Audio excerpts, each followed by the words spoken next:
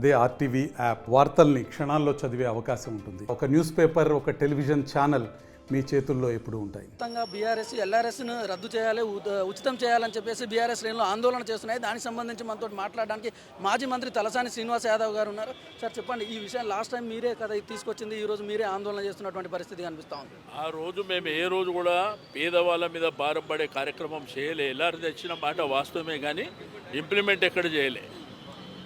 But ఈరోజు ఏంటంటే వాళ్ళ ఎలక్షన్ల హామీ, మేము వచ్చిన వెంటనే రిజిస్ట్రేషన్ చేసిస్తాం ఫ్రీగా అని చెప్పారు. నో ఎల్ఆర్ఎస్, నో బీఆర్ఎస్, మా ప్రభుత్వం రాగానే మేము ఫ్రీగా రిజిస్ట్రేషన్ చేస్తామని వాళ్ళ మంత్రులే చెప్పారు, ఇప్పుడు ఉన్నటువంటి మంత్రులు. కాబట్టి ఇది పేదవాళ్లకు 25 లక్షల కుటుంబాలకు ఇబ్బంది అవుతుంది. కాబట్టి మీరు వెంటనే ఇచ్చిన మాట ప్రకారం మీరు మాట నిలబెట్టుకోండి, ఫ్రీగా రిజిస్ట్రేషన్ చేయండి అని చెప్పి డిమాండ్ చేస్తున్నాం. ఒకవేళ ప్రభుత్వం కనుక వెనక తగ్గకపోతే నెక్స్ట్ మీ కార్యాచరణ ఎట్లా ఉండదు? ప్రజాక్షేత్రంలో పట్ల ప్రజల్ని చైతన్యవంతం చేస్తాం, లీగల్గా కూడా ఫైట్ చేస్తాం.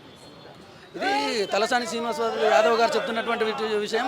ఒకవేళ ప్రభుత్వం కనుక తగ్గకపోతే న్యాయపరంగా మేము ముందుకెళ్తామని చెప్పేసి తలసాని శ్రీనివాస్ యాదవ్ గారు చెప్తున్నారు. ప్రజల తరఫున మేము ఎప్పుడు పోరాటం చేస్తూనే ఉంటాం. మధ్యతరగతి పేదలకు ఇది ఇబ్బందిగా, తలనొప్పిగా మారినటువంటి పరిస్థితికి కనిపిస్తూ ఉందని చెప్పేసి తలసాని శ్రీనివాస్ యాదవ్ గారు చెప్తున్నటువంటి పరిస్థితి కనిపిస్తూ ఉంది. కెమెరామెన్ వంశీతో నరేష్, ఆర్టీవీ హైదరాబాద్.